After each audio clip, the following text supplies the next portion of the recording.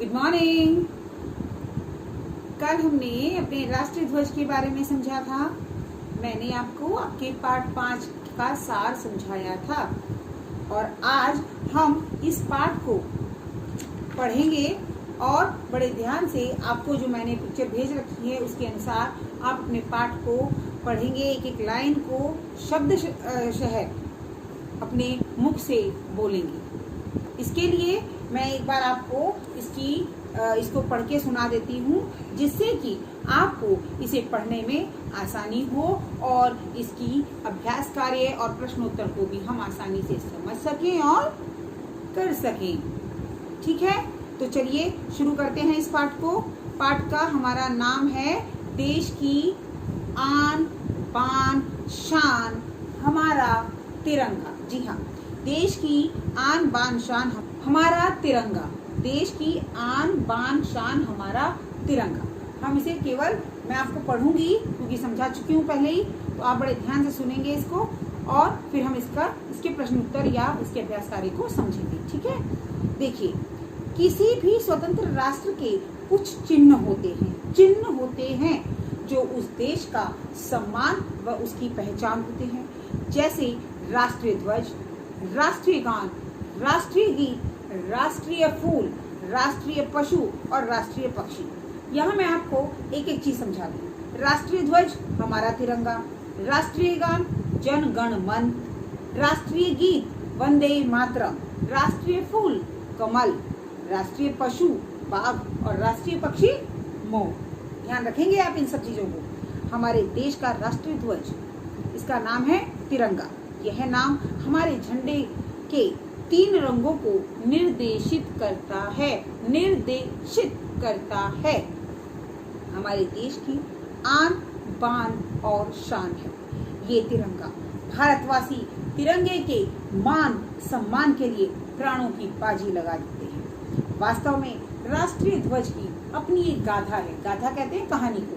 राष्ट्रीय ध्वज की अपनी एक गाथा है। ध्वज झंडा जो अपनी स्वतंत्रता की कहानी है। स्वतंत्रता आजादी, स्वतंत्रता प्राप्ति के बाद जब राष्ट्रीय ध्वज के स्वरूप के निर्धारण की बात की गई, अर्थात जब हमने सोचा कि राष्ट्रीय ध्वज हमें बनाना है, तो उसके लिए हम क्या करेंगे कि राष्ट्रीय स्वतंत्रता प्राप्ति के बाद जब राष्ट्रीय ध्वज के स्वरूप के निर्धारण की बात की गई, तब तिरंगे को थोड़े परिवर्तन के साथ राष्ट्रीय ध्वज स्वीकार कर लिया गया। पहले उसमें चक्र के स्थान पर चरखा था। हमारे राष्ट्रध्वज को जब शुरुआत में लिया गया था, तो जो चक्र बना हुआ है उसके स्थान पर पहले क्या था?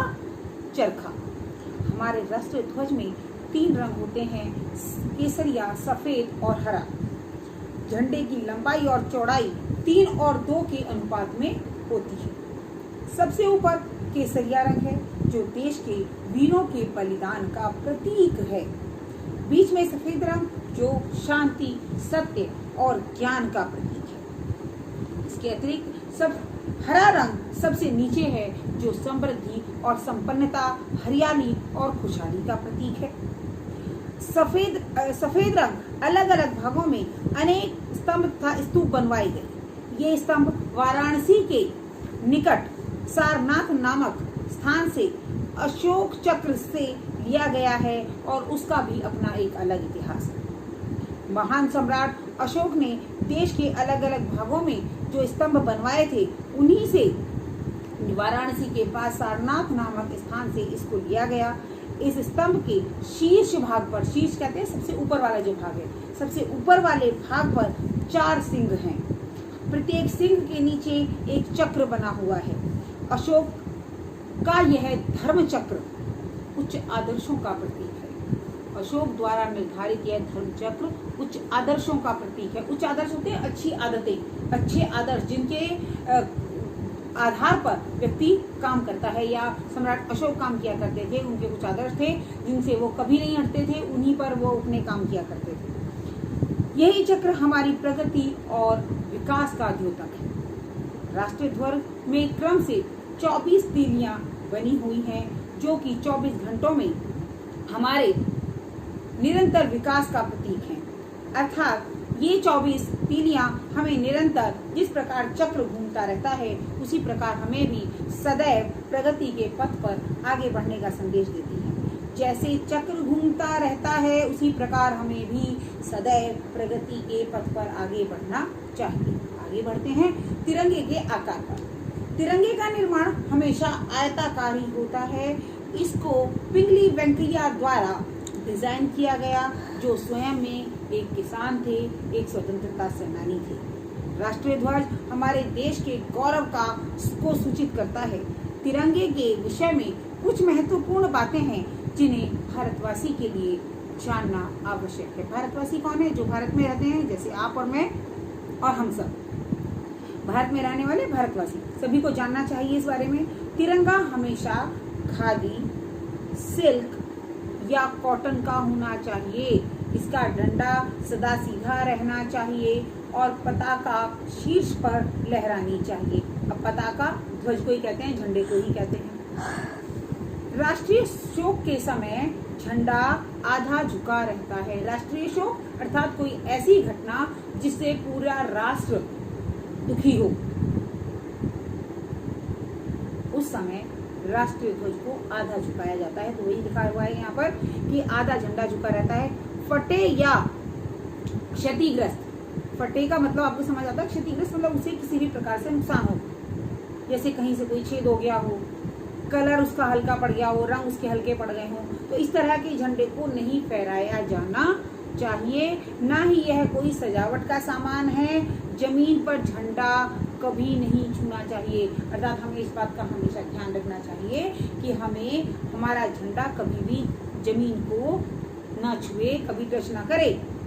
जी हाँ, और जब तिरंगा फट जाए या उसका रंग खराब हो जाए तो उसे जल समाधि दे देनी चाहिए। जल समाधि का अर्थ है कि उसे बहती जल धारा में प्रवाहित कर देना चाहिए। सचिवालय, मुख्य न्यायालय, कमिश्नर, जिलाधिकारी के कार्यालय, कचहरी, जेल आदि सरकारी भवनों पर राष्ट्रीय ध्वज हमेशा लहराता है। राष्ट्रीय पर्वों पर, सार्वजनिक स्थानों पर, हमेशा कार्यालयों पर यह फहराया जाता है।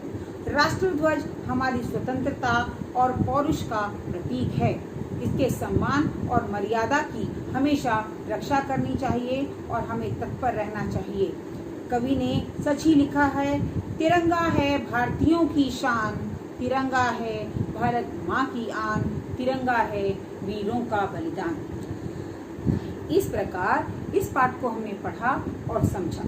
अब इसके शब्दार्थ आप लिखेंगे और शब्दार्थ लिखकर उन्हें याद करेंगे। यही आज आपका गृह कार्य होगा। धन्यवाद।